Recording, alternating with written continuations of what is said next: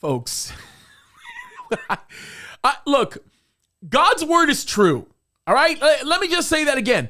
God's word is true. The things that he says are going to happen are going to happen. He never gets it wrong. He always gets it right.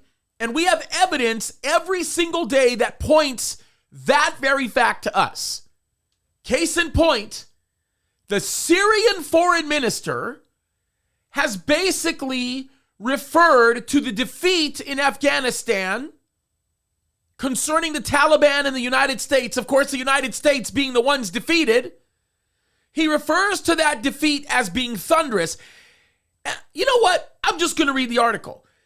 Because when I read the article to you, I think the article will make it very clear where things stand. And I will give you what the geopolitical implications are of what's being said here, because it's important. It relates completely to Ezekiel chapter 38 and 39 on a whole bunch of levels, as well as some of the things that we should be expecting to happen in the tribulation. So let me just read this to you. This is very interesting.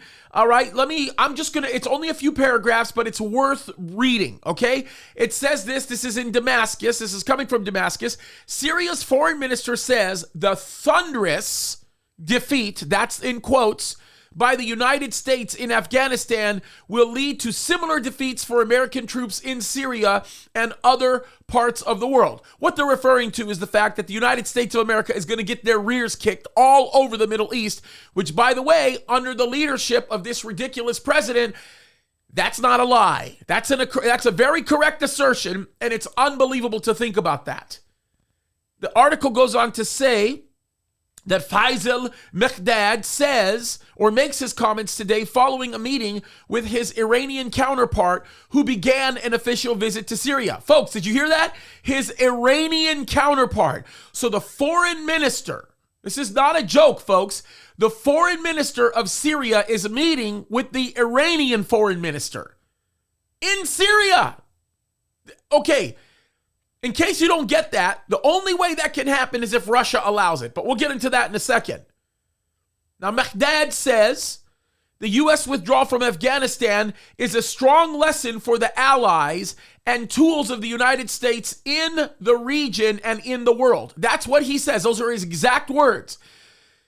The article says Mekdad appears to be referring to Kurdish-led fighters allied with the United States who control wide parts of eastern Syria, which he would be right, including the country's largest oil fields. Hundreds of United States troops are stationed in northern Syria, working with Kurdish-led fighters in battling the Islamic State jihadist group. That is correct. And ladies and gentlemen, pay attention to this, because I can promise you this right now. The foreign minister of Syria would not find the boldness to make the statements that he's making unless he recognizes the fact that the United States of America is no longer a superpower. That's how he's viewing the situation. And let me take it just a step further so that you understand. Russia is not only consenting to this, but I would be willing to bet that it is Russia that is actually encouraging this kind of dialogue taking place. And I can also promise you the fact that Russia is involved in the meeting of the Iranian foreign minister with the Syrian foreign minister. Now, what do we know, and why is this so significant? Because we know that Russia is now becoming the big player in the Middle East. Russia is becoming the peace broker. Russia is becoming the provider.